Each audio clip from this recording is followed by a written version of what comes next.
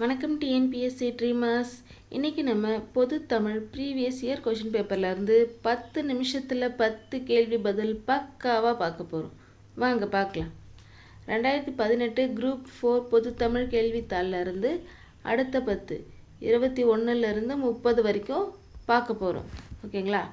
திருப்பனந்தாளிலும் காசியிலும் தம் பெயரால் மடம் நிறுவி உள்ளவர் யார் அப்படின்னு கேட்குறாங்க.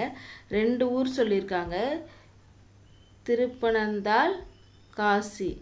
ஓகேங்களா? நான் உங்களுக்கு ஷார்ட்கட்டில் சொல்கிறேன். இதை பாருங்கள்.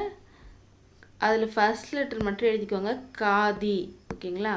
இப்போ இங்கே இருக்கிறவங்களில் காதி வேஷ்டி ஷர்ட்டை, காதி வேஷ்டி கட்டி இருக்கிறது யாருன்னு பார்த்தீங்கன்னா குமரகுருபரர். குமரகுருபரருக்காக தான் திருப்பனந்தாள்லையும் காசிலையும் அவர் பேரில் மடம் நிறுவி இருக்காங்க.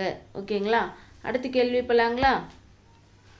மயிலேறும் பெருமாளிடம் கல்வி கற்றவர். இங்கே பாருங்க, மயில் பெருமாள் ரெண்டுமே இருக்கு இல்லைங்களா? இங்கே பாருங்க, பெருமாள்ன்றது சுவாமி, மயில் சுவாமிநாத தேசிகர். சுவாமின்னு வரும்பொழுது பெருமாள், மயிலேறும் பெருமாள். பெருமாள் சுவாமி, மயில் நம்மளுடைய தேசிய பறவை.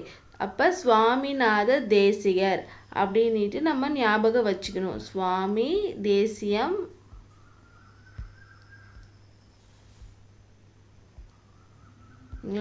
சுவாமிநாத தேசிகர் அப்படின்ட்டு நம்ம ஞாபகம் வச்சுக்கணும் ஷார்ட்கட்டில்.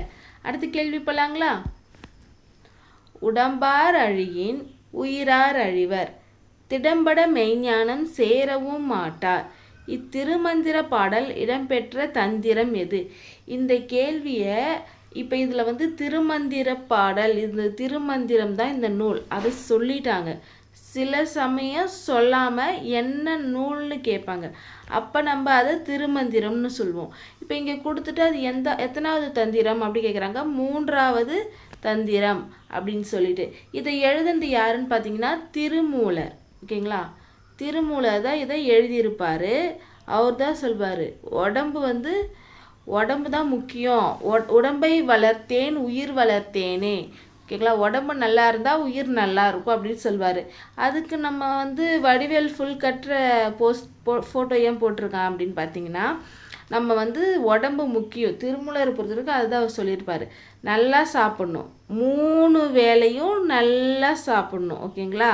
நல்லா சாப்பிட்டா உடம்பு நல்லா இருக்கும். உடம்பு நல்லா இருந்தால் உடம்பை வளர்த்தே, நல்லா சாப்பிட்டு நம்ம உடம்பு வளர்த்துனா உயிர் நல்லா இருக்கும் அப்படின்னு ஷார்ட்கட்டில் ஞாபகம் வச்சுக்கணும். ஓகேங்களா? அப்போ 3 வேளை நல்லா சாப்பிட்ணும். உடம்பார் அழியின், உடம்பு அழிஞ்சதுன்னா உயிர் அழிஞ்சிரும். ஓகேங்களா? அவங்களால ஒரு மெய்ஞானம் சேர முடியாது அப்படின்னு சொல்கிறது தான். அப்போ ஆன்சர் 3ஆம் தந்திரம். ஓகேங்களா? அடுத்த கேள்வி போலாங்களா? அங்கவியல் திருக்குறளில் எந்த பகுதியில் இடம்பெற்றுள்ளது? விஜய். நம்மளுடைய சிஎம். என்னடா இது திருக்குறளுக்கும் விஜய்க்கும் என்ன லிங்க்கு அப்படின்ட்டு யோசிக்கிறீங்களா? விஜய்க்கும் அரசியலுக்கும் லிங்க் இருக்கு இல்லையா? இவர் இப்போ நம்மளுடைய தமிழ்நாட்டுடைய சிஎம் ஆகிட்டாரு, பதவி ஏற்க போகிறாரு. அப்போ அரசியல், அங்கவியல் அப்படின்றது அரசியலை குறித்த ஒரு அதிகாரம் தான். அரசியல் அதிகாரத்தை தான் அங்கவியல் சொல்லும். அந்த அரசியல் அப்படின்றது எந்த பால், இந்த 3த்தில் அறத்துப்பால், பொருட்பால், இன்பத்துப்பால், இது 3த்தில் எதில் வரும் அப்படின்னு பார்த்தீங்கன்னா பொருட்பாலில் தான் வரும். ஓகேங்களா? அடுத்த கேள்வி போலாங்களா? ஒருமைக்கண் தான் கற்ற கல்வி ஒருவருக்கு எழுமையும் ஏமாப்பு உடைத்து. இக்குறளில் ஏமாப்பு என்பதன் பொருள் யாது? இது திருவள்ளுவருடைய திருக்குறள். ஒரு காலத்தில் நம்ம கற்ற கல்வி நமக்கு எப்பவுமே பாதுகாப்பாக இருக்கும். ஏமாப்பு பாதுகாப்பு. ஓகேங்களா? மாப்பு வச்சிட்டாயா ஆப்புன்ற மாதிரி மாப்பு போடுறான் காப்பு. ஓகேங்களா? இங்கே ஏ வரும், இங்கே பாது வரும். ஓகேங்களா? ஞாபகம் வச்சுக்கணும். அடுத்த கேள்வி போலாங்களா? அறவுரைக்கோவை என அழைக்க பெறும் நூல் எது? அறவுரை கோவை முதுமொழி காஞ்சி. ஏன் இங்கே அப்போ மதுரை மீனாட்சி அம்மன் கோயில் இருக்குது அப்படின்னு பார்க்குறீங்களா?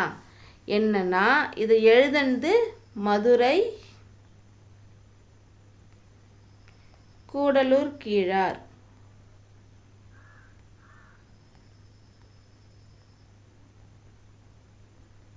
அதனால தான் இங்கே மதுரை மீனாட்சி அம்மன் டெம்பிள் இருக்குது. அறவுரை கோவை முதுமொழி காஞ்சி எழுதுனது மதுரை கூடலூர் கீழார். அடுத்த கேள்வி போலாங்களா? இங்கிலாந்து மகாராணி விக்டோரியா காலையில் கண் விழித்ததும் முதலில் படித்த நூல். உலக அளவில் ஃபேமஸான நம்ம நூல் திருக்குறள் தான். இங்கிலாந்து மகாராணி விக்டோரியா காலையில் எழுந்ததும் முதலில் படித்த நூல் எது அப்படின்னு கேட்டாங்கன்னா திருக்குறள். அடுத்த கேள்வி போலாங்களா? குடிமக்கள் வரலாறே ஆதி காப்பியமாக தமிழ்நாட்டில் அமைந்து விளங்குகிறது. அப்படி அமைவது எந்த நூல் அப்படின்னு கேட்குறாங்க. குடிமக்கள் ஆதி அப்படிங்கிறாங்க. குடிமக்கள் காப்பியம்னாலும் ஆதி காப்பியம்னாலும் முதற் காப்பியம்னாலும் இப்படி எப்படி கேட்டாலும் எல்லாத்துக்கும் ஒரே ஆன்சர் சிலப்பதிகாரம். இங்கே கண்ணில் கண்ணீரோட கையில் சிலம்போடு நிற்கிறாங்க கண்ணகி. கண்ணகியோடைய வரலாற்றை தான் கூறுது சிலப்பதிகாரம். அடுத்த கேள்வி போலாங்களா? 8 தொகை நூல்களில் நாடக பாங்கில் அமைந்துள்ள நூலினை தேர்ந்தெடுங்க. கலித்தொகை. 8 தொகை உங்களுக்கு தெரியும் 14 மேல்கணக்கு நூல்களில் 10 பாட்டும் 8 தொகையும் வரும். இது சங்க இலக்கியம் அப்படின்னு சொல்லுவாங்க. அதில் இசை நூல் அப்படின்னு கேட்டாங்கன்னா பரிபாடல் சொல்வோம். 8 தொகையில் இசை நூல் அமைஞ்சது எதுன்னு பார்த்தீங்கன்னா பரிபாடல் சொல்வோம். நாடகம்னு கேட்டால் கலித்தொகை சொல்லுவோம். ஓகேங்களா? பாடல் இசை பாடல் அப்படின்னு கேட்டால் பரிபாடல். நாடகம் அப்படின்னு கேட்குறப்ப கலித்தொகை. ஓகேங்களா? அடுத்து கேள்வி போலாங்களா? 14 கீழ்கணக்கு நூல்களுள் ஒரே ஒரு நூலாசிரியர் மட்டும் 2 நூல்களை படைத்துள்ளார். அவர் யார்? அவங்க இப்போ ஒருத்தவங்க 14 கீழ்கணக்கு நூலில் 18 நூல் இருக்குது. அதில் ஒருத்தவங்க மட்டும் 2 நூல் எழுதியிருக்காங்கன்னா அவங்க பெரிய மேதாவியாக தானே இருக்கணும். ஓகேங்களா? பெரிய மேதாவியால் தான் 2 நூல் எழுத முடியும். அவங்க தான் கனி மேதாவியார். ஓகேங்களா? இதில் என்னடா இது சம்மந்தம் இல்லாமல் சமையல் பொருள்லாம் இருக்குது அப்படின்னு பார்த்தீங்கன்னா அந்த 2 நூலை தான் நான் இங்கே ஷார்ட்கட்டில் உங்களுக்கு கொடுத்துருக்கேன். ஓகேங்களா? ஏலக்காய் ஏலாதி. ஓகேங்களா? இங்கே திணை மாலை 150. இந்த 2 நூல் எழுதின 8 தொகையில் 2 நூல் எழுதின மேதாவி கனி மேதாவியார். அந்த 2 ஏலக்காயும் திணையும். ஓகேங்களா? அடுத்த கேள்வி போலாங்களா?